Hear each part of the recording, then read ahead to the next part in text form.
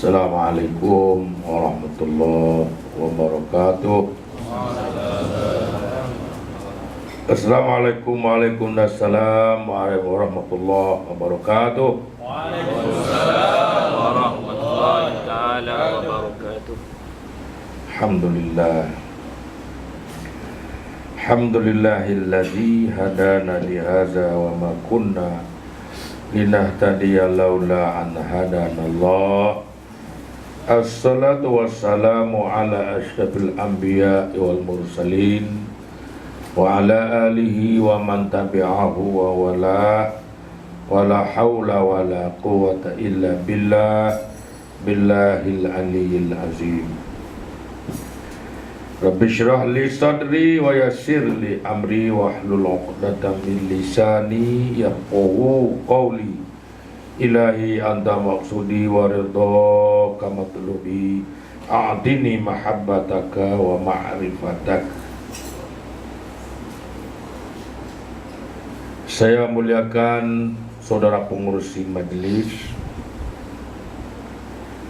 yang saya muliakan sahibul bait yang dapat Tuan Said Iskapar, seluruh ahli keluarga yang telah memberi peluang kepada kami semua untuk melaksanakan dan menyediakan tempat untuk melaksanakan manakib.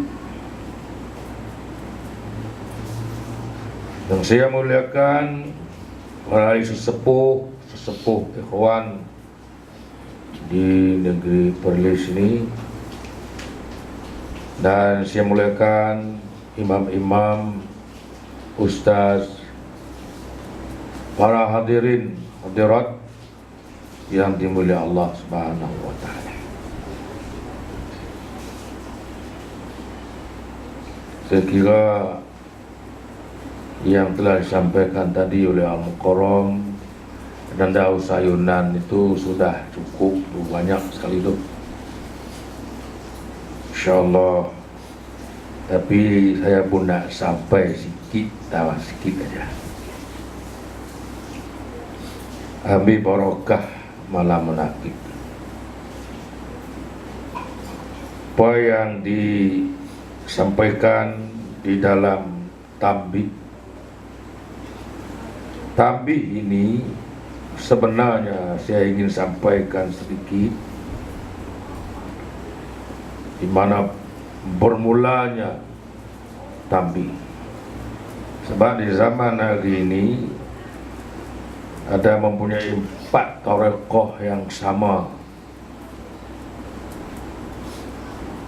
di Johor, daripada Syekh Abdul Karim dari Banten, mengamalkan tarekat Qadiriyah Naqsyabandiyah. Yang kedua dari Jombang, Jawa Tengah, mengamalkan tarekat Qadiriyah Naqsyabandiyah.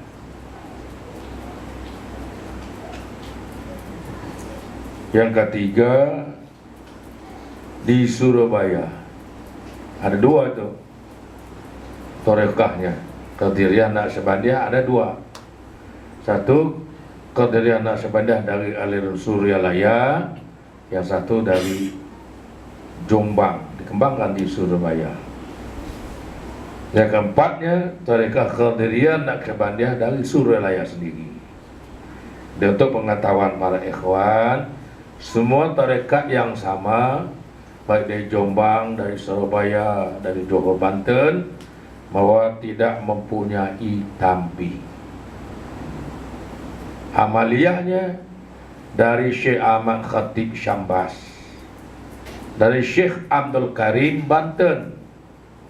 4 sahabat itu, Syekh Abdul Karim, Syekh Ahmad Khatib, Syekh Tolaha, Syekh Abdullah Mubarak bin Nur Muhammad. Dari Syekh Abdul Karim, Syekh Ahmad Khatib, Syekh Tolaha ini seperguruan di masa beliau belajar di Makkah Al-Mukarramah. Tiga-tiga sahabat ini seperguruan di Makkah sewaktu beliau belajar bersama-sama di Makkah.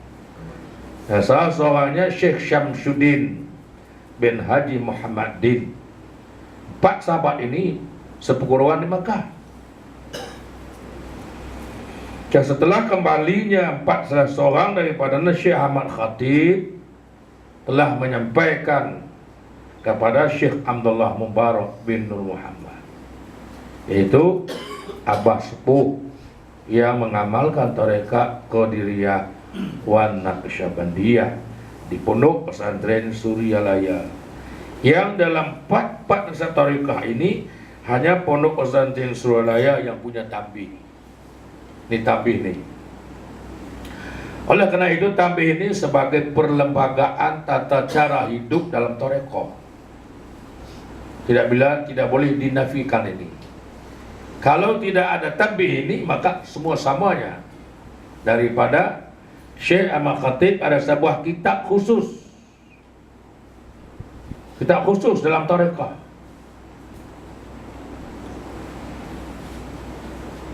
Ada kitab sama sekali, semua sama. Begitu Syekh Abdul Karim dari Banten juga sama. Cuma perbedaan antara tarekat ini di Suryalaya punya tambi. Tambi ini juga bukan ditulis begitu saja. Dari hasil jerih Syekh Haji Abdullah Mubarak bin Nur Muhammad. Kita panggil Abah Sepuh. Bahasa Sunda Abah Sepuh itu artinya Abah tua. Bahasa Sunda Abah Anom, Abah muda. Hari mereka ini ada 2. Karena ditakdirkan Allah Subhanahu wa taala Abah Sepuh dengan Abah Anom ini adalah 2 beranak.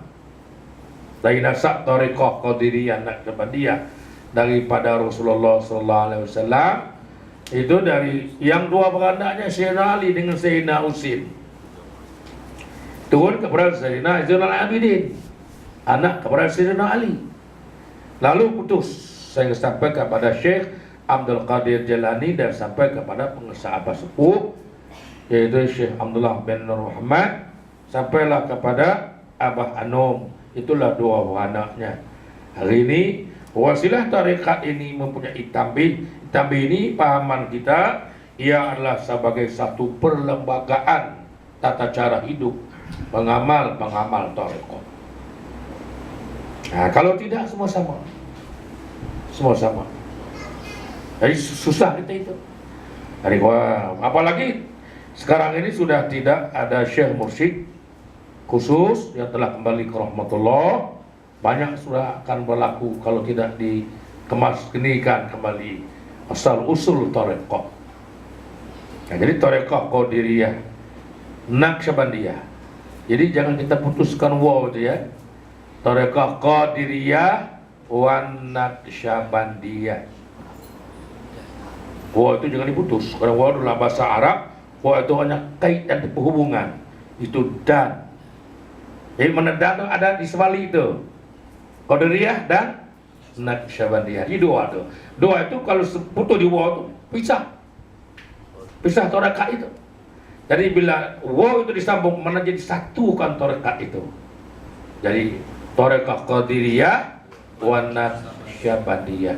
Karena tambih memberi peringatan, akhir tambih beliau mengingatkan tidak ada lain amalan kita. Tarekat Qadiriyah wan Naqsyabandiyah. Itu betul kan? Wan Naqsyabandiyah. Bukan Qadariyah. Qadiriyah. Nah, kita terang-terangkan. Itulah harus sahih. Mereka apa nih? Qadariyah. Bukan Qadariyah. Qadariyah Mu'tazilah. Bawa pergi jauh lagi itu. Tarekat. Tarekat itu ada semua 371 tarekat. 371 tarekat. Yang muktabar ada 19 tarekat. Dari 791 itu aliran tarekat. Tapi tarekat Qadiriyah wan Naqsyabandiyah ini bukan aliran. Dia salah satu ajaran dalam Islam. Bersanadkan kepada ahli sunnah wal jamaah. Berdasarkan Quran, hadis, ijma, ijtihad ulama. Dia bukan aliran. Kalau aliran itu banyak kan? 371 aliran. Maka tarekat Qadiriyah Naqsyabandiyah ini adalah satu ajaran yang bersumberkan kepada 4 ilmu. 4 ilmu, fikih, tasawuf, usul dan tauhid. Mana ini jadi satu ajaran Islam, ini tidak boleh dipisahkan. Kalau orang mempelajari tarekat, mengamalkan tarekat, harus mengetahui masalah fikih. Fikih itu masalah hukum, hakam, haram, halal, batal, makruh, sunat, wajib, mubahnya. Maka tahu hatta haram hukumnya. Tentang bertarekat, nasab tarekat. Dia kata orang tarekat tak tahu syariat pula. Sudah pasti kan? Orang tarekat sudah tahu syariat. Kalau syariat belum tahu belum tahu. Belum tentu. Tapi kalau bertarekat sudah jelas, sudah tahu bersyariat. Tapi kalau dalam syariat belum tentu bertarekat. Ada banyak orang syariat fikih menentang tarekat. Seperti dulu bapak angkat saya, imam besar para ulama, ahli tafsir, nahu, sorah, bayang, mantik dan lughah yang terkenal di seluruhnya, yaitu Abuya Profesor Dr. Hamka. Semua benar kan? Ini orang yang pertama menentang tarekat. Tarekat tidak ada di dalam hadis, tidak ada dalam ijtihad. Kenapa diada-adakan tarekat itu? Beliau dia menentang. Sehingga saya bawa beliau ke Suralaya. Maka apabila saya bawa beliau ke Suralaya, Abah suruh dia ceramah, hari-hari dia ceramah. Ilmunya Masya Allah, Ustaz Kasim, tak habis-habis ilmunya. Ini orang ulama itu, ilmu makin dia berceramah, makin bertambah ilmunya. Bukan macam makanan, bagi makan banyak makin kurang.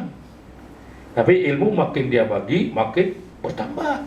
Berbeda dengan harta. Harta kalau kita belanja, makin kurang. Begitu duit lah, ada 10.000, belanja 1.000, kurang jadi 1.000, jadi tinggal 9.000. Tapi kalau belanja ilmu, makin dibelanja, makin ditambahkan oleh Allah Subhanahu wa Ta'ala. Ini kelebihan belajar ilmu. Jadi saya nak sampaikan bagian ada kaitan tambih ini sebagai perlembagaan dalam tarekat Qadiriyah wa Naqsyabandiyah. Hari ini tarekat-tarekat ini sudah dimulai cari semua. Masya Allah. Baru kemarin dulu dari Universiti Sains Malaysia, 40 orang datang ke Inabah nak belajar pendalaman tentang tarekat. Dari Universiti Sains, dari Universiti Islam, dari Universiti Kebangsaan, dari Universiti Teknologi. Mereka sedang mencari, baru mencari.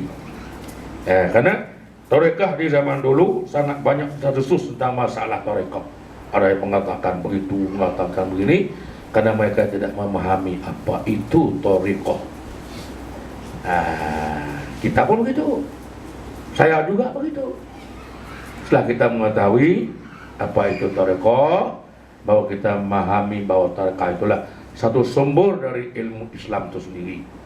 Karena Allah berfirman dalam Al-Quran, telah jelas oleh Allah, ini hari Jumaat dibaca oleh khatib. Kita semua kalau pergi Jumaat, dengarlah bacaan ini, seruan ini. Ya ayyuhallazina amanu taqullaha haqqa tuqatih wa la tamutunna illa wa antum muslimun. Ini tiap-tiap hari Jumaat diwajibkan itu, memperingati. Bahkan imam dari Perlis, imam daripada Kedah, imam Haramain dari Makkah, ini dulu.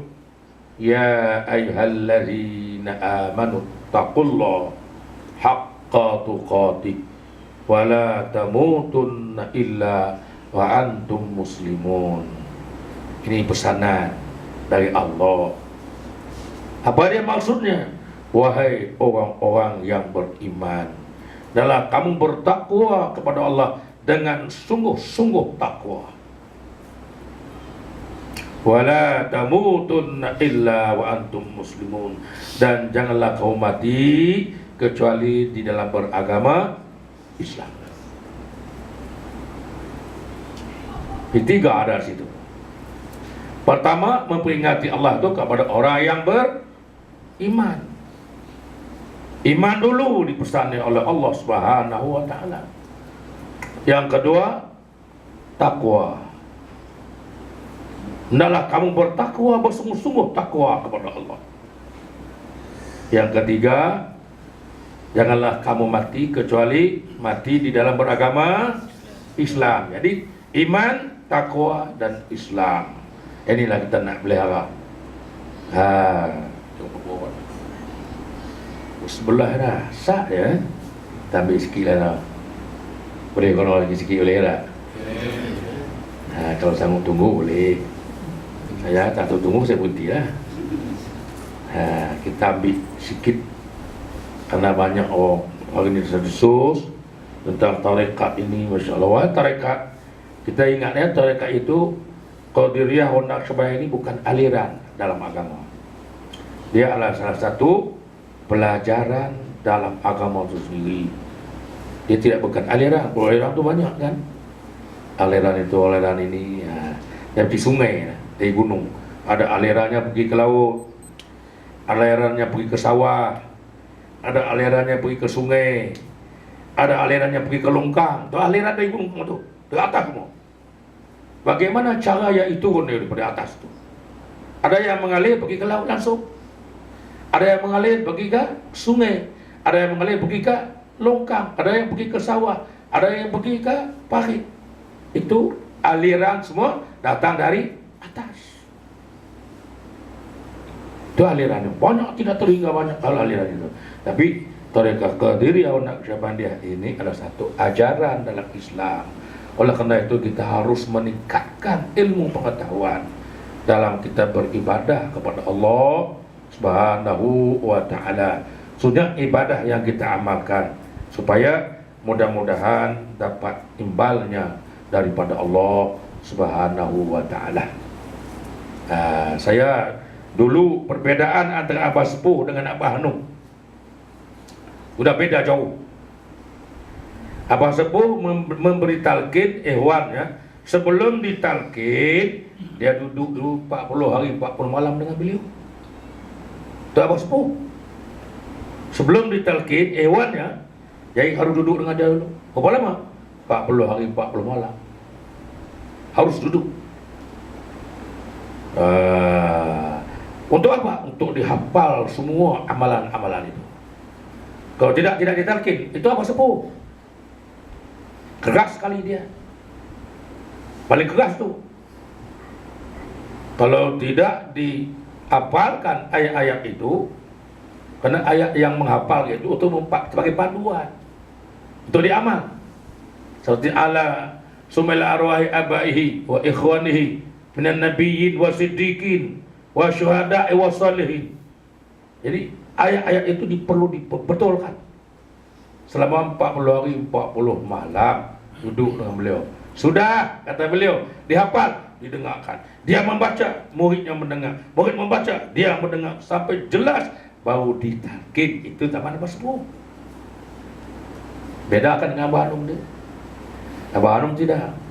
Siapa yang mau beramal, kata Abah, mari kita sama-sama perlahan-lahan diperbaiki, kata Abah. Tidak semuanya harus diperbaiki dulu. Kata Abah itu beda. Walaupun dua makna, seperguruan, tapi caranya sudah berbeda. Kata Abah Hanum tuh, Abah kata mengatakan kalau orang itu sudah mau makan, dikasih makan dulu. Sepertinya ingin makan buah mangga. Buah mangga apa? Buah pelang tuh. Buah Kelantan buah peli. Pau kata bos ni. Orang kata buah peli. Peleng. Yang sini kita buah pau. Orang siang kata buah mangga. Buah tu lah juga. Kata orang kan buah peli. Nah, sambung siam tadi. Tujuannya sama juga. Jadi apabila sudah mau makan buah mangga, kata Abah Sepuh, dikasih makan dulu. Jadi kita ni bakhil, mau dimakan suruh tanam dulu. Contohnya orang ini nak belajar tarekat, pergi jumpa dengan seorang ulama. Tok Guru kata, kamu ni tak belajar lagi tarekat ni, kena belajar Pak Fiqah. Okey, habis dulu. Nanti belajar tarekat tak cukup umur 40 tahun, tak cukup 40 tahun tak boleh belajar tarekat. Sesat. Banyak akan begitu kan, di mana-mana pun gitu. Saya dengar daripada saya kecil, dengar ni juga ni, belum tukar lagi ni. Asli ni. Belum ditukar lagi ni, ini asli. Nak belajar tarekat kena cukup umur 40 tahun. Saya masuk tarekat jadi wakil talqin umur 32 tahun. Belajar tarekat umur 14 tahun. Saya belajar tarekat umur 14 tahun. Tapi masa itu tak tahu apa. Setelah saya amalkan tarekat itu dengan sungguh-sungguh, dengan sempurna, baik, ikhlas, maka baru datang sedikit demi sedikit. Dan saya memahami sedikit demi sedikit tentang apa itu fiqh.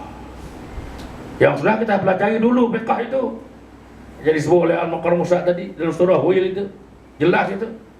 Pernah tidak kita mengalami waktu kita sedang sembahyang, ibu-ibu, bapak-bapak sekalian, badan kita di masjid, dada kita ke kiblat, hati pikiran perasaan itu melancong entah kemana-mana. Pernah tak kita mengalami? Jujur je lah. Pernah tak? Pernah.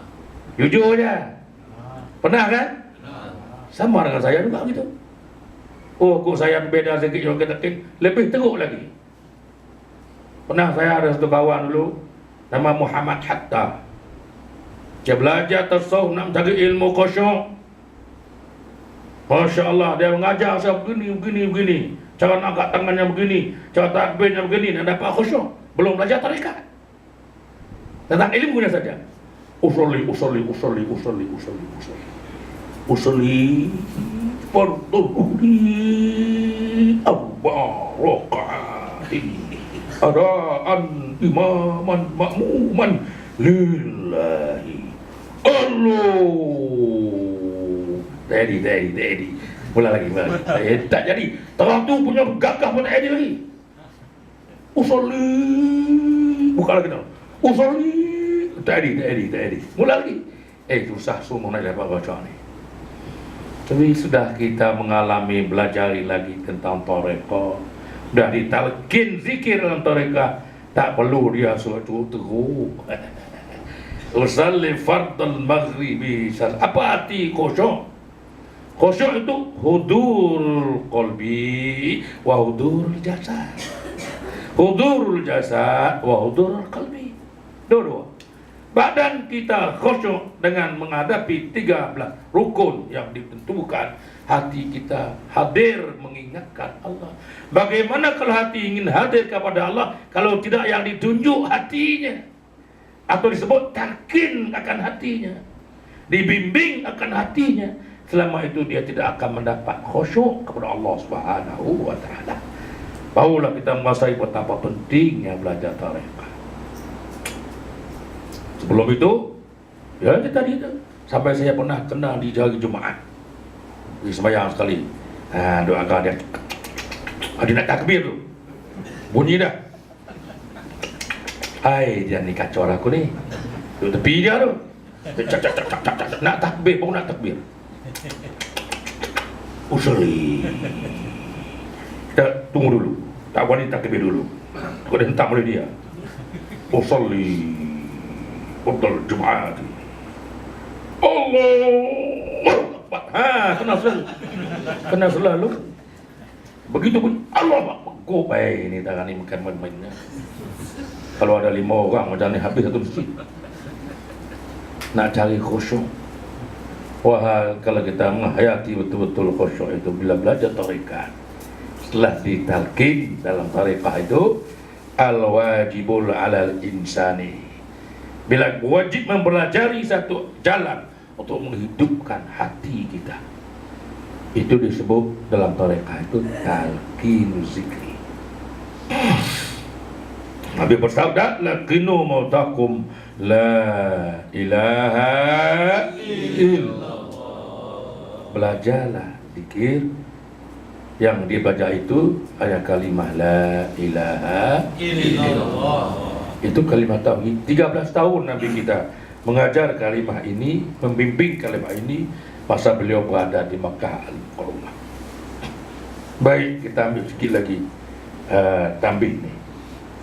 Tambih ini hasil jerih pedih Syekh Abdullah Mubarak bin Nur Muhammad. Setelah beliau tahun 1954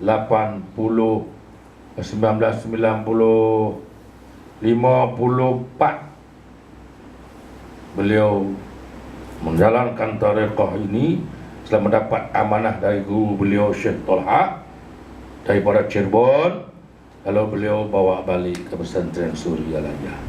Pada ketika itu Suryalaya belum lagi nama Suryalaya, namanya Pager Ageng, Kabupaten Tasikmalaya, Ciawi, Tasikmalaya. Masa ketika zaman Abah Sepuh bawa ke tarekat ini paling sulit diburu oleh para ulama-ulama. Masya Allah. Oh, sebelum ditambih ini diburu oleh para ulama-ulama hingga nak masuk di Pager Ageng itu di tengah-tengah satu pulau bukit. Mana-mana murid-murid yang nak belajar dengan beliau harus masuk menyelundup ke dalam bukit hutan itu, sebuah pondok kecil. Dah dapat masuk, kesankan di situ adalah tempat penyebaran satu ajaran tasawuf dalam tarekat, maka datanglah dari kucu-kucu Belanda suruh siasat Syekh Abdullah Mubarak bin Nur Muhammad. Bukan siasat saja orang Ustaz Yunan, siapa yang masuk pergi berjumpa dengan Syekh Abdullah nanti diangkat terus ditembak. Saya begitu, terpaksa pakai siku masuk nak jumpa dengan Syekh Abdullah dengan Abah Sepuh. Iaitu Abah Sepuh kalau masuk tak dibenar keluar 40 hari, dididik dulu. Baru setelah sempurna bacaannya baru beliau menalkin. Tapi Abah Hanum berbeda. Dah masuk dari dakwah siapa lagu mana, dia talkin dulu, bagi dulu, hidupkan dulu. Nanti setelah dia rasa nikmat, diamalkan, baru dia sikit-sikit tambah pelajaran. Itu cara dia berbeda tu. Alhamdulillah. Maka pendeknya setelah beliau masuk diburu, maka beliau akhirnya ditangkap oleh kucu-kucu Belanda, ditahan ke dalam longkang di Tasikmalaya pada ketika itu. Kurung beliau di dalam. Siapa ni? Para ulama-ulama yang telah ditunjuk oleh kucu Belanda. Betul ulama hari ini tak habis. Ada ulama, ada dua penentangan, yang bersetuju, yang tak bersetuju, dua-dua. Kata banyak ulama-ulama dengan tentang tarekat, yang bersetuju dengan tarekat. Hari ini yang anehnya, yang menuju tarekat ini bukan ulama-ulama orang jahil pula yang setuju dengan tarekat ini. Ulama tak bersetuju. Dia kata banyak lagi yang perlu dibuat. Apalagi bila kita terangkan bahawa satu zikir boleh sampai ke mana zikir itu? Zikir la ilaha illallah. Wah, sudah jelas tadi. 3 perkara yang telah jelas tadi dalam Al-Quran. Pertama, ya ayyuhallazina amanu taqullaha haqqa tuqatih wa la tamutunna illa wa antum muslimun. Setelah beliau dimasukkan dalam penjara, Masya Allah, siksa sekali Al-Mukarram Abah Sepuh. Diceritakan Abah Nung pada saya, Abah Sepuh itu tidak macam-macam, diterima saja. Dia masuk dalam penjara, dia mengajar dalam penjara, Ustaz. Ajak orang zikir dalam penjara. Orang ni kalau ada tugas dimanapun dia tugas tak betul-betul. Tak boleh mengajar kat luar, mengajar dalam penjara. Dia mengajar. Dan setelah dia mengajar, dia ajak orang tu beramal.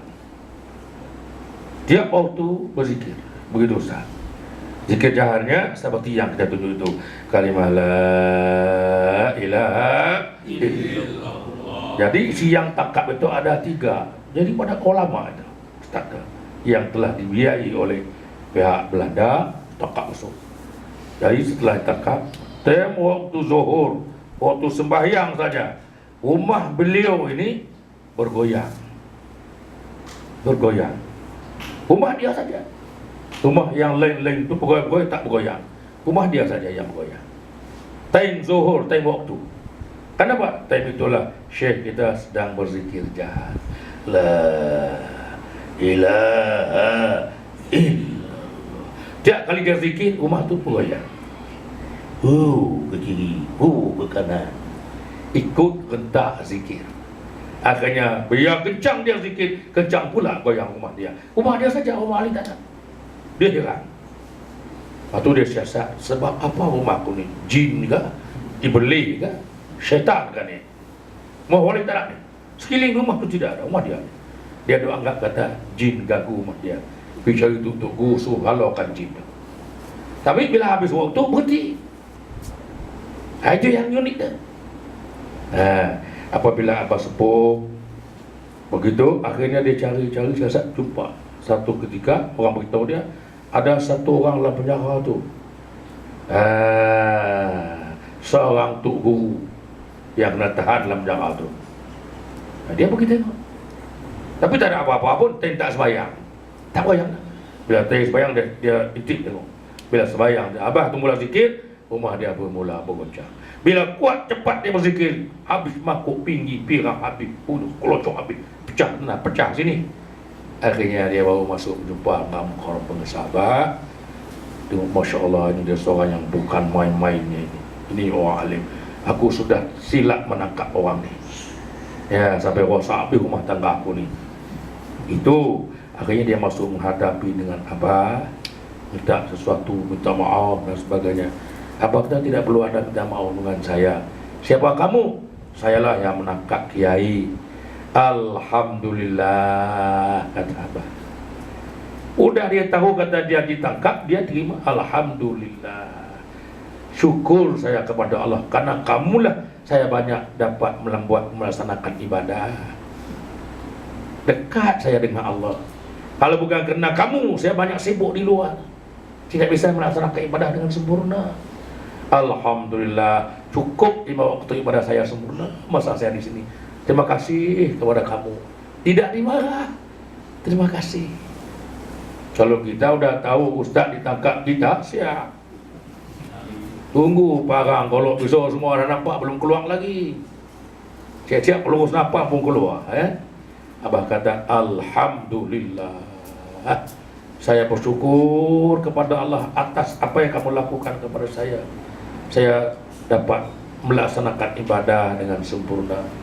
Mudah-mudahan biar saya lama di sini, kata Abah Sepuh, lagi banyak saya melaksanakan ibadah. Menangis dia. Akhirnya tahu ni seorang ulama, seorang guru ikhlas. Dia pun minta satu petunjuk dari Abah.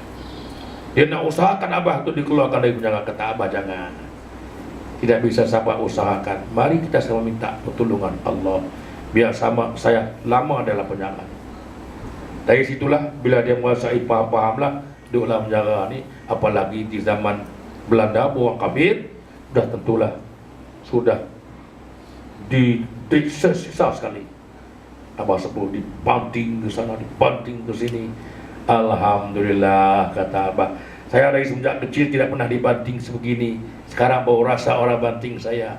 Alhamdulillah, mudah-mudahan nikmat sisi Allah. Dari kecil ibu saya tidak pernah membanting saya. Sekarang dibanting, berarti saya mempelajari untuk menguatkan diri saya dengan Allah Subhanahu wa taala. Hidup itu guru kita. Maka sebab itulah apabila sudah dia duduk dalam penjara itu selama 4 bulan. 4 bulan pun cukuplah. Baru dia tulis satu wasiat yang namanya tampil. Waktu beliau dalam penjara ini. Apa yang dipesan di sini? Dua-dua yang dipesankan dalam tadi. Agama dan negara. Berhati-hatilah kedua-duanya tadi dengan sepantasnya. Demikianlah sikap manusia yang tetap dalam keimanan. Beriman kepada Allah, taat kepada agama dan negara. Ini beberapa kali dalam tabih dipesankan agama dan negara, agama dan negara. Kalau agama saja yang kita kuat teguh kepada Allah, tidak sempurna dalam negara kita, dua-dua itu harus seimbang. Agama dan negara, agama dan negara. Kemudian diperhatikan pula yang terakhirnya.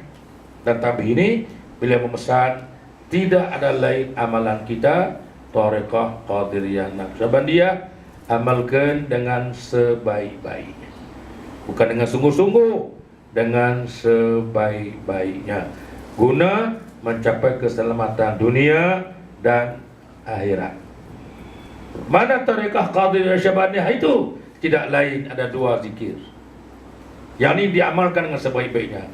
1 zikir jahar, kalimah la ilaha sebanyaknya 165 kali setiap waktu. Jangan dikurang, lebih baik. Karena itu yang dimaksudkan, amalkan dengan sebaik-baiknya. 2 tarekah yang berganding menjadi 1. 1 tarekah Qadiriyah, zikirnya kalimah la ilaha. Kalimah ini jelas, oleh karena itu beliau memesan sebagai wasiat. Karena kalimah ini telah diberi oleh Allah Subhanahu wa taala kepada seluruh nabi-nabi dan rasul-rasul. Tidak ada bedanya. Dari mula Nabi Allah Adam alaihissalam sampai kepada Nabi kita Muhammad sallallahu alaihi wasallam. 1 kalimah yang sama, yaitu kalimah tauhid, kalimah la ilaha illallah. Maka amalkan kalimah ini dengan sebaik-baiknya, mengikut tarekah Qadiriyah. Apabila selesai fardu sembahyang zuhur, asar, maghrib, isya dan subuh, diucapkan kalimah ini dengan mengikut wasilah-wasilahnya. Sebelum diamalkan kalimah itu, bermula dulu dengan usul ke atas junjungan kita Nabi Muhammad sallallahu alaihi wasallam dengan betul. Ila hadratin nabiyil mustafa Muhammadin sallallahu alaihi wasallam. Apabila kita menyebut ila hadratin nabi, hadrat Rasulullah, berarti Rasulullah sedang berhadapan dengan kita. Nampak atau tidak nampak, kita meyakini bahwa hadrat Nabi berhadapan seperti bertemu dada dengan dada dengan Rasulullah sallallahu alaihi wasallam.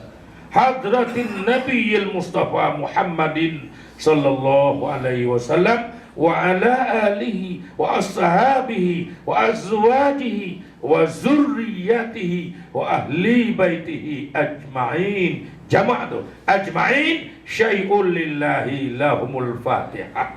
Kita baca sekali Al-Fatihah. Sebelumnya kita ucap kalimah la ilaha illallah, karena kalimah itu afdalu ma qultu ana wan nabiyuna min qabli la ilaha. Dibawa oleh junjungan kita Nabi Muhammad sallallahu alaihi wasallam daripada Allah Subhanahu wa taala melalui Jibril alaihi salam sampai kepada semua para nabi dan rasul, maka sampai kepada kita. Maka itu kita sebut ila hadratin nabiyil mustafa. Kita tidak menyebut ila ruhi nabiyil mustafa, ila hadratin nabiyil mustafa Muhammadin sallallahu alaihi wasallam wa ala alihi wa ashabihi wa azwajihi wa zurriyatihi wa ahli baitihi ajma'in syai'un lillahi lahumul fatihah. Jelas ya? Baca ramai-ramai. Bismillahirrahmanirrahim. Ila hadratin nabiyil mustafa Muhammadin sallallahu alaihi wasallam wa ala alihi wa ashabihi wa azwajihi wa zurriyatihi wa ahli baitihi ajma'in syai'un lillahi lahumul fatihah. Baca Fatihah sekali. Saya ingin sampaikan zuriat-zuriat kita, ahli bait, ahli rumah tangga, ahli zuriat kita semua, kaum muslimin dan muslimat, disampaikan Fatihah kepada ruh-ruh mereka, khususnya kehadrat Nabi sallallahu alaihi wasallam. Itu orang tarekah ini orang yang pemurah, tak bakal makan sendiri, dia tak nak hidup suka-suka sendiri. Nah, hidup dan mati dia bersama para nabi dan syuhada. Jaga ustaz ya. Ini makan sendiri, boleh kepi tusuk ke belakang. Boleh kepi tak depan, kepi tak busuk. Dia makan satu rosak. Tak ada, kita makan sama-sama. Ila hadratin nabi il mustafa Muhammadin sallallahu alaihi wasallam wa ala alihi wa ashabihi wa azwajihi wa zurriyatihi wa ahli baitihi ajma'in syai'un lillahi lahumul Fatihah. Kita baca Fatihah sekali karena Ummul Quran Fatihah itu Masya Allah tidak bisa lagi tergantung pahalanya. Laila malan masih tergantung pahalanya. Fatihah langsung diterima Allah Subhanahu wa taala. Kemudian sedar diri kita nak jadi umat Nabi, siasat muhasabah diri kita. Layak tak kita masuk duduk dengan orang besar kita ni?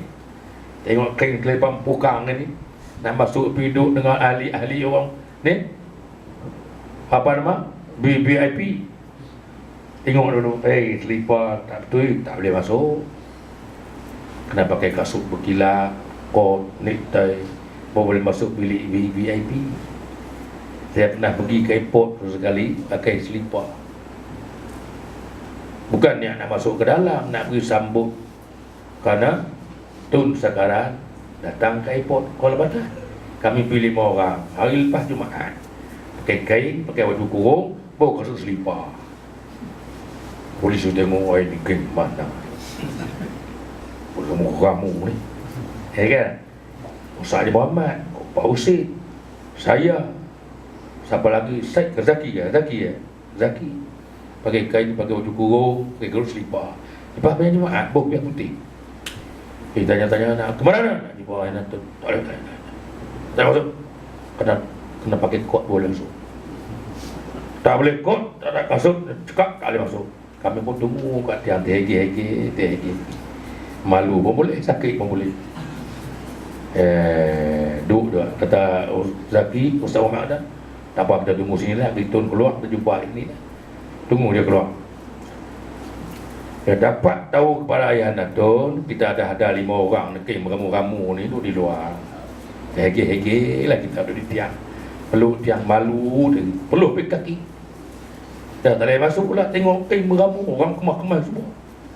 Dapat seorang siapa? Datuk Abdullah. Datuk Abdullah dapat tahu kata Pak Guru ada 5 orang tunggu di luar. Beritahu kepada ayah Datuk. Datuk kata Pak Guru dah keluar. Cuba pergi panggil dia masuk. Itu dia. Dia tak orang dia pergi panggil kita.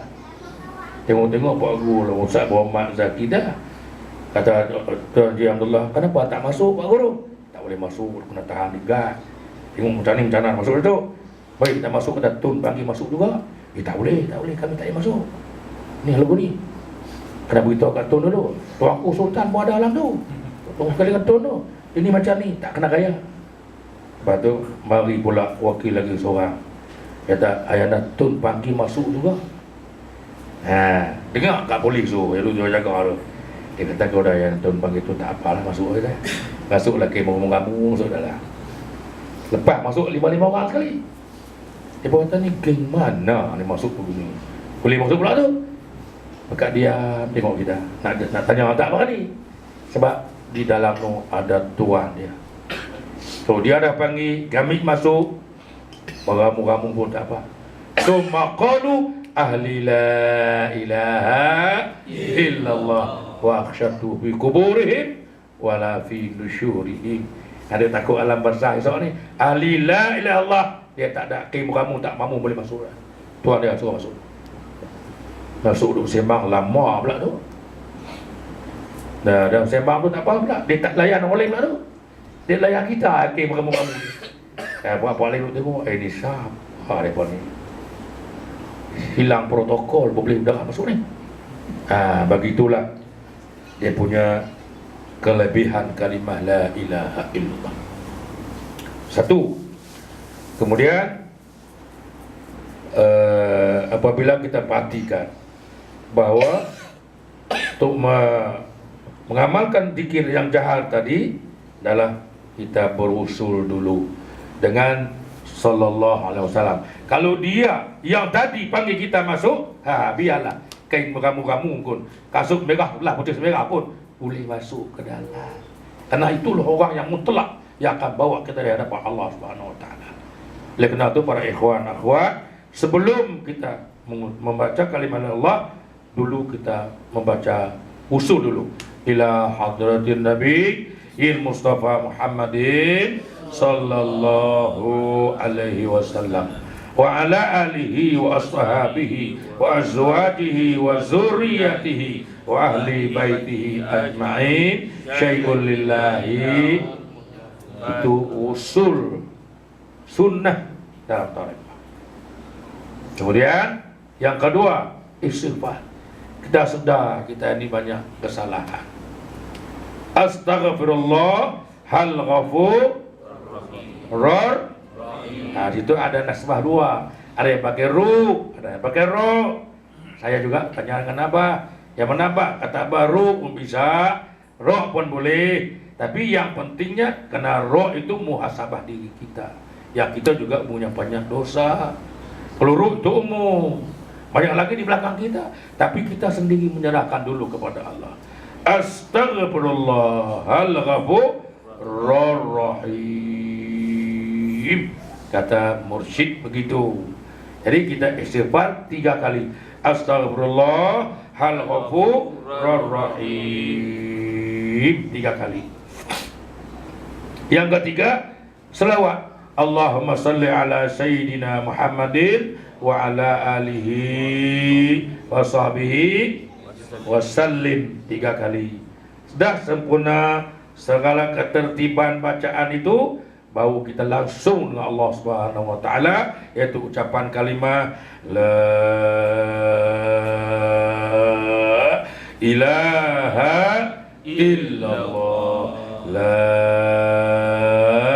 ilaha illallah, la ilaha illallah, la ilaha illallah, la ilaha illallah, la ilaha illallah, la ilaha illallah, la ilaha illallah, sebanyak 160 ucapan yang diucapkan tepat dengan sasarannya.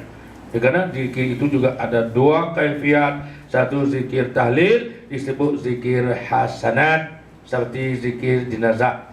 La ilaha illallah, la ilaha sak kiri, sak kanan, sak tengah, sak depan, sak belakang. Tak tahu ke mana ujung dia. La ilaha illallah, la ilaha illallah. Akhirnya terbau cium mie goreng, terbau cium wati mayat. Sampai wati persegi lekat nama wati mayat. Pasal lesang tahlil. Bukan tidak baik, baik, tapi tidak ada pangkal hujungnya. Yang kedua, zikir darajat. Zikir yang akan menunjukkan tempat yang dikehendaki. Zikir hasanah dengan dimulai afdalul zikri fa'lam annahu la ilaha illallah. Juga kalimat yang sama tapi kaedahnya agak berbeda. Zikir darajat dimulai dengan ilahi anta maksudi wa ridhaka matlubi a'tini mahabbataka wa ma'rifataka. Mana ilahi ini diberi oleh Allah ketika para nabi-nabi dan rasulnya ketika dalam keadaan zarurat. Seperti Nabi Allah Ibrahim alaihissalam, ketika dia diletak masuk ke dalam kota api, dalamnya api yang sangat mengganas, maka situlah turun hadis. Ini hadis qudsi yang diamalkan oleh ahli tasawuf, ahli tarekat, ahli sufi, yang disebut zikir darajat. Ketika Nabi Allah Ibrahim alaihissalam dilontar masuk ke dalam kota api, ketika itulah Allah utuskan langsung tanpa melalui malaikat hadis qudsi ini kepada Sayyidina Ibrahim, Ibrahim alaihissalam, dengan langsung dari Allah, bahwa ketika ia sedang bertafakur dalam kota api itu, maka turun sinar cahaya dari lubun nubuwah dari Allah Subhanahu wa taala turun kepada Ibrahim alaihissalam. Ia pun berkata, ilahi anta maksudi wa ridhaka matlubi a'tini mahabbataka wa ma'rifataka.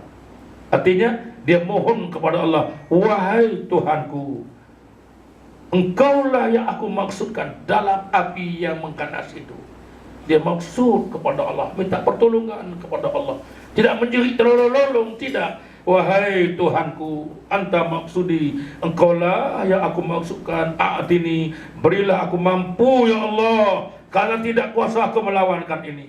Bila aku mampu ya Allah, mahabbataka, kasih sayangmu ya Allah yang aku minta. Wa ma'rifataka, aku ingin mendekatkan diriku denganmu ya Allah. Maka dia munajat. Bila mana Ibrahim munajat, malah datanglah firman Allah, kunna yana rukunni bardan wa salaman ala Ibrahim. Wahai api, api itukah hamba Allah? Sama seperti mana Ibrahim, dinginlah engkau, ubahkanlah rupa kau yang garang, yang panas, yang gagah itu, jadikan dingin kepada Ibrahim, karena dia juga hamba Nabi yang kusayang. Berilah sama-sama, dinginkanlah sifatmu wahai api, berubah terus rupa api yang panas menjadi dingin, sejuk. Seluruh tulang belulang Nabi Allah Ibrahim merasa kedinginan, kesejukan. Dan makanlah semua kayu-kayu yang telah dihimpun oleh kaum Quraisy Firaun itu, dan jangan kau makan Ibrahim, karena Ibrahim hambaku, telah kutumpaskan kasih sayangku kepadanya, sebagaimana aku arahkan kepadamu wahai api. Kembalikan kamu menjadi api yang garang kepada yang dingin. Ibrahim dalam keadaan kota yang panas itu berubah menjadi sejuk, bergetar begini. Ini hadis langsung diturunkan oleh Allah SWT ketika seorang hambanya sedang bertafakur untuk memohon kepada Allah SWT. Hadis ini diambil sebagai satu kaifiah amalan dalam tarekat. 2 kali setiap waktu diwajib dibaca, yaitu sebelum zikir jahar dan zikir khafi. Ini amalan khusus yang ditunjuk oleh Syekh Masjid dari sunnah Rasulullah Sallallahu Alaihi Wasallam. Nabi pun lari, apalagi kita kan. Kaum jahiliyah, dia tidak kenal siapa, lari Nabi Allah Musa, terus diburu sehingga sampai ke jurang penghujung di depannya laut. Tidak bisa lari lagi, sudah sampai penghujung, depannya laut, di belakangnya musuh. Mulai kemana lagi?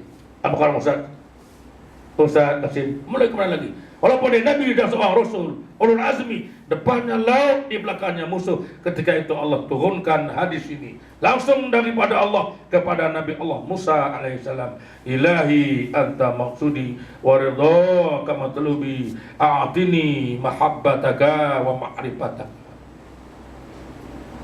Wahai Tuhanku, engkau lah yang aku maksudkan. A'tini, berilah aku mampu, mahabbah, kasih sayangmu juga ya Allah yang aku minta. Berilah aku perlindungan ya Allah, untuk aku mendekatkan diri denganku.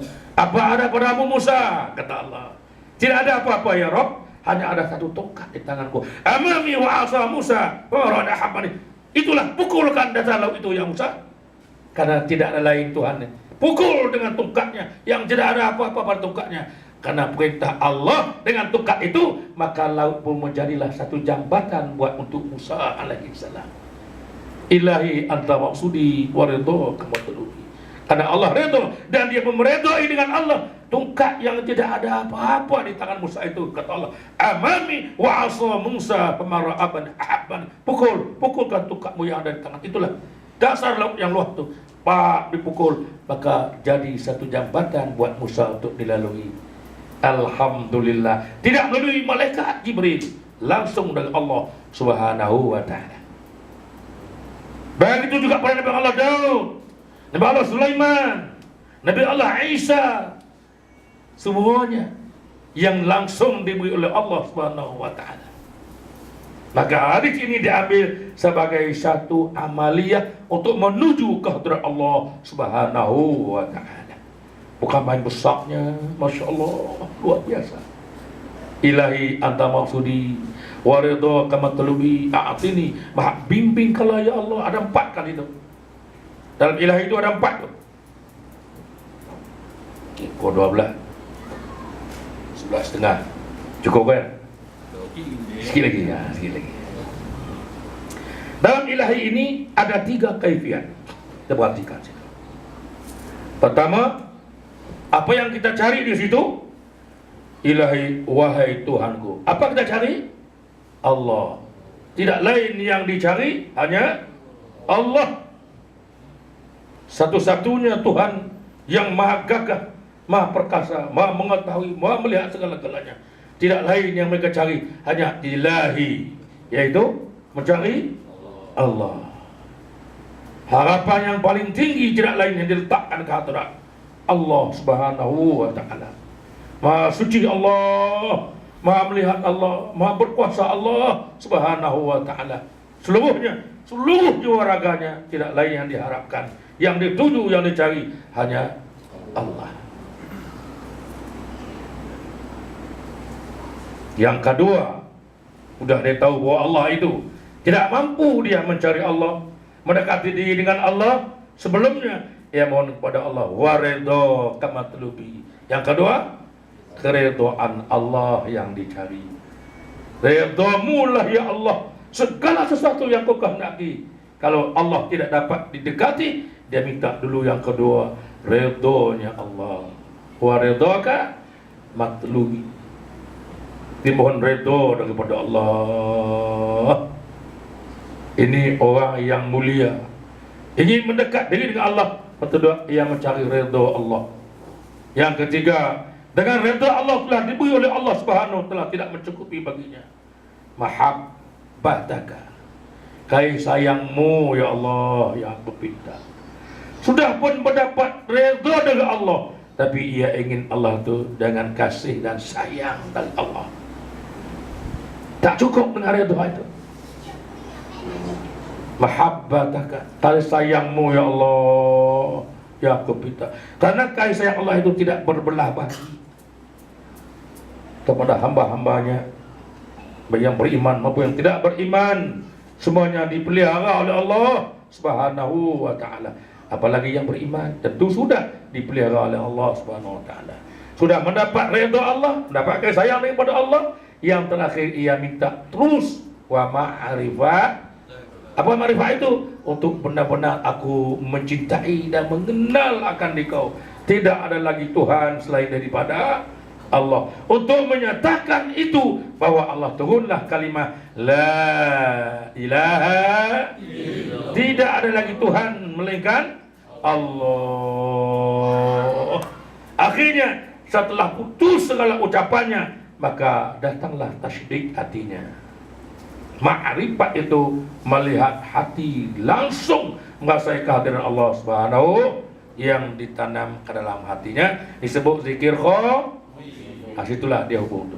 Ilahi anta maksudi waridha kama talubi a'tini mahabbataka. Ada dua kelebihan. Satu, sebelum ucap kalimah la ilaha illallah, la ilaha illallah, la ilaha illallah, la ilaha illallah, la ilaha illallah. Mengikut tarekat Qadiriyah 160, sehingga apa yang diucapkan itu dirasakan dalam perasaannya, dalam hatinya. Jadi itu maksud marifat itu. Akhirnya bila hati telah merasai bagaimana dekatnya Allah, dekat dijadikan hatinya tidak lain malaikat Allah, Allah, Allah, Allah, Allah, Allah, Allah. Tidak diucapkan, tidak dipikirkan, tidak dirasa, hanya dirasakan ke dalam hatinya. Itu disebut ma'rifat. Yang benar-benar pertemuan hakikatnya sebenarnya tidak lain yang akan disembah, yang akan dituju, yang akan diingat hanya Allah Subhanahu ilahi anta maksudi, wahai Tuhan, Kaulah yang aku maksudkan. Apa jalan untuk maksud itu? Kita nak makan pun kena ada bendakan dulu kan ya. Tak ada pinggan, tak ada piring nak bola ke mana. Kena makan ada bekah dulu. Bekahnya yang pertama la ilaha illallah. Sudah sempurna ucapan sehingga terbisik ke dalam hati kita. Benar-benar merasa kehunjang ke dalam kalbu bahwa di sanalah tidak ada lagi Tuhan malaikat Allah. Apabila sudah hati masuk tidak lain kepada Allah, maka lepaslah kita daripada lalai sahun alladzina hum an salatihim sahun. Maka baru lepas daripada sifat sahun, sahun hatinya lalai kepada Allah Subhanahu wa taala. As-salatihim fi khusyuk, maka baru datang khusyuk. Khusyuk itu artinya hudurul hati, langsung mengasai kehadiran Allah Subhanahu wa ta'ala. Maka dua zikir inilah akan membawa panduan mengikat hubungan kita dengan kalimah la ilaha illallah.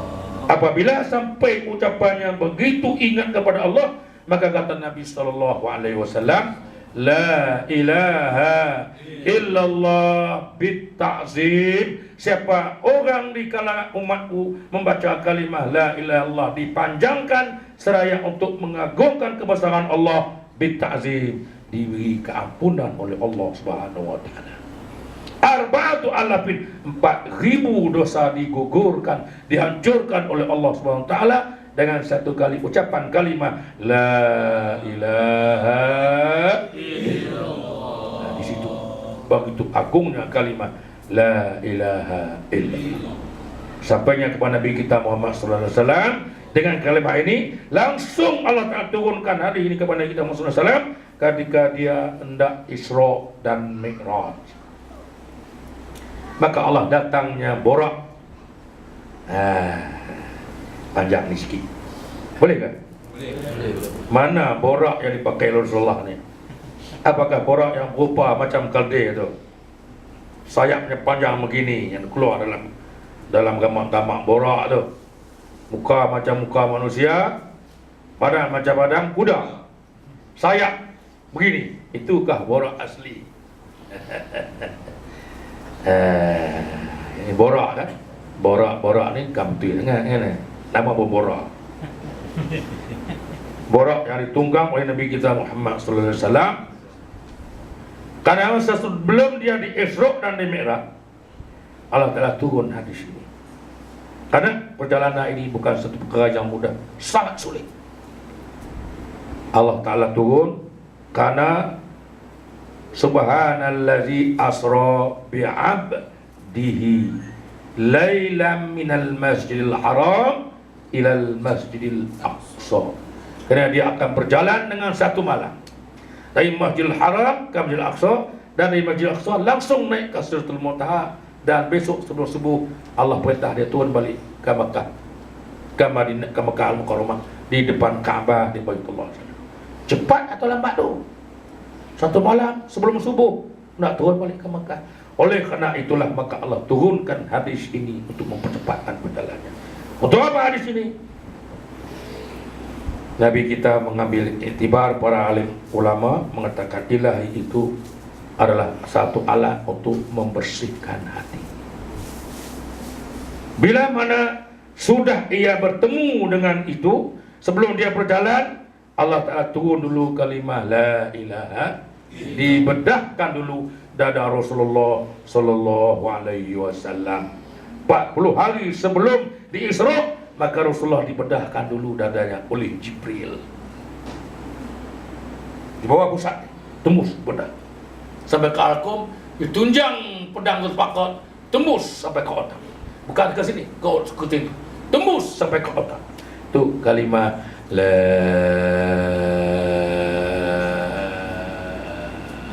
Dibukakan dadanya, dikoyak keluar kulitnya, lalu dikeluarkan segala saraf. Maka itu maksud dalam tasawuf, ilaha, diisikan hikmah kalimah ilaha bidor bin sabik, dibukakan dadanya, dibedah, dikeluarkan darah hitamnya, maka diisikan nur tauhid, itu illallah.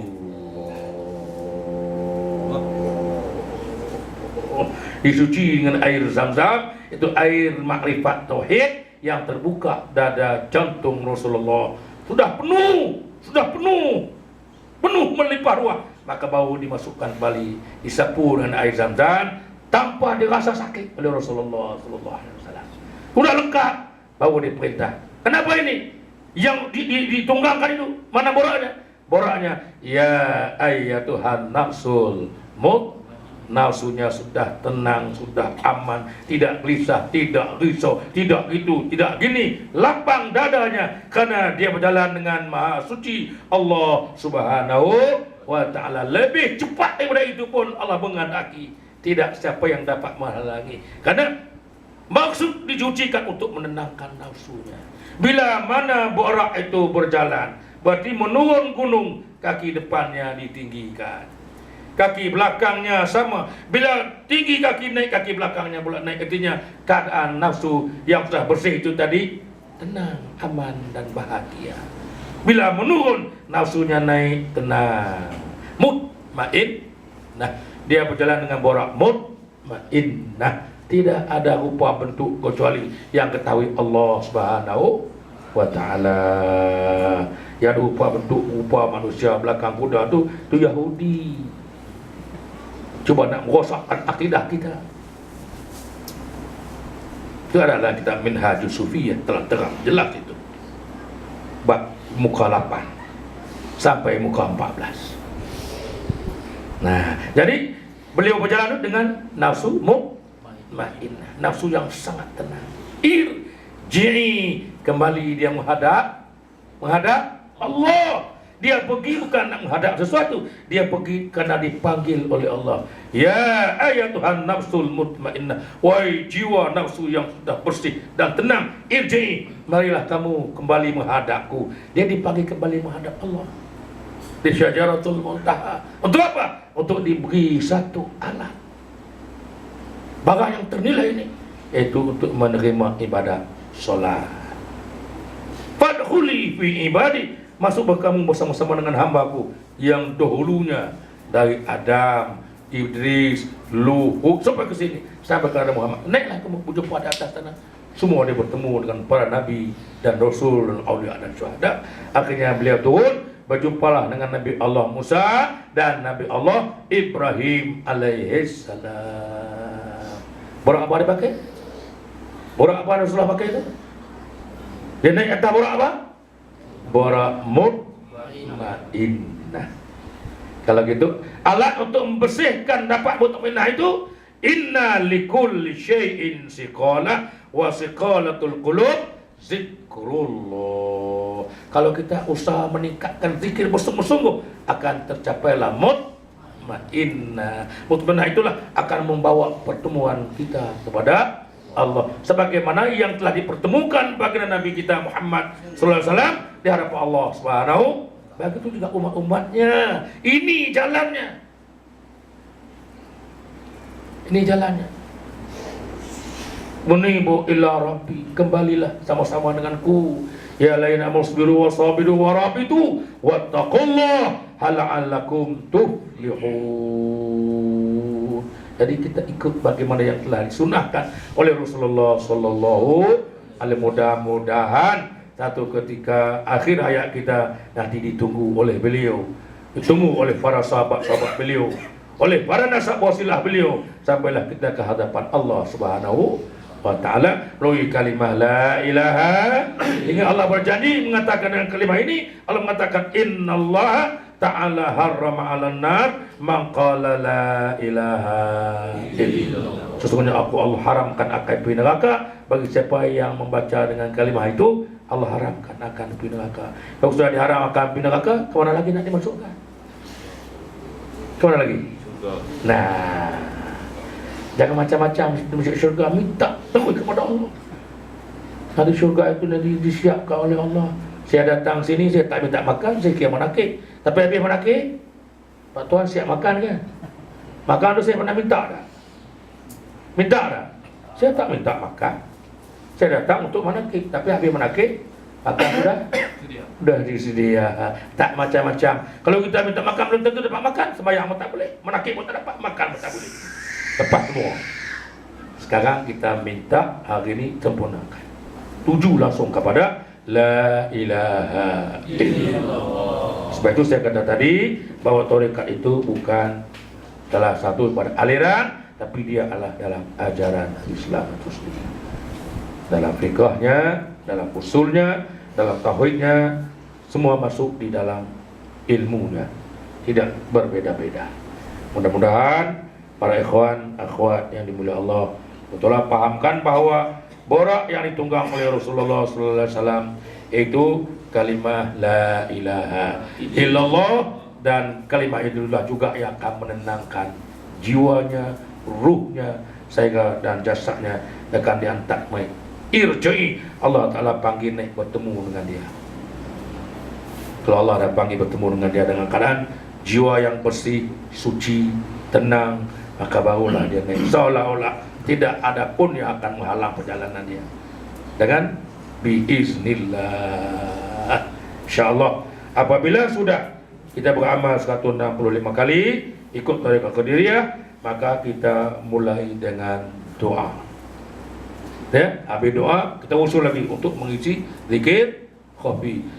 Ila hadratin nabiyil mustafa Muhammadin sallallahu alaihi wasallam wa ala alihi wa ashabihi wa azwajihi wa zurriyatihi wa ahli baitihi ajma'in. Syai'un lillahi lamul fatihah.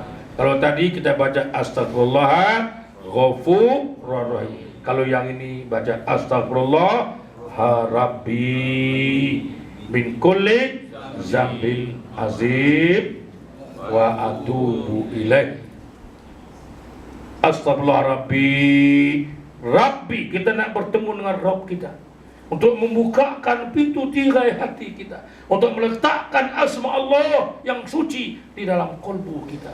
Rabbi, karena tidak punya dosa ya Allah, ampunkan dosaku, ampunkan segala kemusyikanku yang ada di dalam batin hatiku ini, agar ku tempatkan nama Asmaul Azam, nama Allah yang Maha Suci dapat duduk dalam hatiku, dapat aku ingat kepada Allah. Rabb min kulli zambin azim, ya Allah, hapuskan segala dosa-dosaku yang besar yang tidak terdaya olehku untuk meluaskannya. Denganmu jualah ya Allah akan membukakan pintu-pintu kebaikan. Zambin wa atubu ilaih. Baru sudah, baru kita munajat. Ilahi anta maksudi wa ridha kama tulubi a'tini mahabbataka wa ma'rifataka. Baru langsung gerakkan hati, ketukkan hati, tanamkan, rasakan, jerikan sehingga seluruh jiwa raga kita itu dapat merasai ingat kepada Allah. Itu borak yang ditunggang oleh baginda Nabi sallallahu alaihi wasallam. Jelas betul? Jangan gantung borak-borak tu yang gamak-gamak manusia ya, badan kuda tu. Nah, jadi nak musyrikkan kita itu. Orang Yahudi semua kerja tu. Bila kita belajar zikir, baru kita nampak arah tuju kita. Faham tak tu? Faham ya? Kalau dah faham, cukuplah dulu. Kita sambung di bulan depan. Jadi lebih lagi tak faham susah. Dah faham, alhamdulillah. Mudah-mudahan apabila kita telah faham, kita amalkan dengan baik, dengan sempurna, mengerti setelah apa yang telah ditunjuk kepada kita. Mudah-mudahan dia akan terbuka lagi jalan lebih luas oleh Allah Subhanahu wa taala untuk kita mendekatkan diri kita dengan Allah Subhanahu wa taala. Mudah-mudahan insyaallah, mari kita doakan semoga apa yang kita amalkan ini senantiasa diberi keridhaan Allah dan diberi taufik oleh Allah Subhanahu wa taala, akan membahagiakan kita di dunia wal akhirah.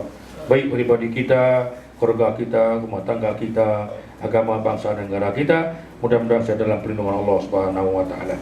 Allahumma shalli ala sayyidina Muhammadin thayyibul qulub ودوائها وعافية الأبدان وشفائها وأمور العقل وعلى آله وصحبه وسلم. اللهم اشفعنا نور الهداية إلى صراط المستقيم والله من ورائهم محيط بالقرآن المجيد باللوح المحفوظ. اللهم لك الكل وبك الكل ومنك الكل وأنت الكل وإليك الكل وكل كل برحمتك يا أرحم الراحمين. ربنا افتح بيننا وبين قومنا بالحق وأنت خير الفاتحين. ربنا أنزلنا منزلا مباركا وأنت خير المنزلين. ربنا آتنا في الدنيا حسنة وفي الآخرة حسنة وقنا عذاب النار. وصلى الله على سيدنا محمد وعلى آله وصحبه وسلم والحمد لله رب العالمين. Wabillahi taufiq wal hidayah. Wassalamualaikum warahmatullahi wabarakatuh. Jadi sebelum kita tutup majlis penertiban Tasyahul Qadir ini, mari sama-sama kita baca selawat Bani Hashim sebagai penutupnya 3 kali sama-sama.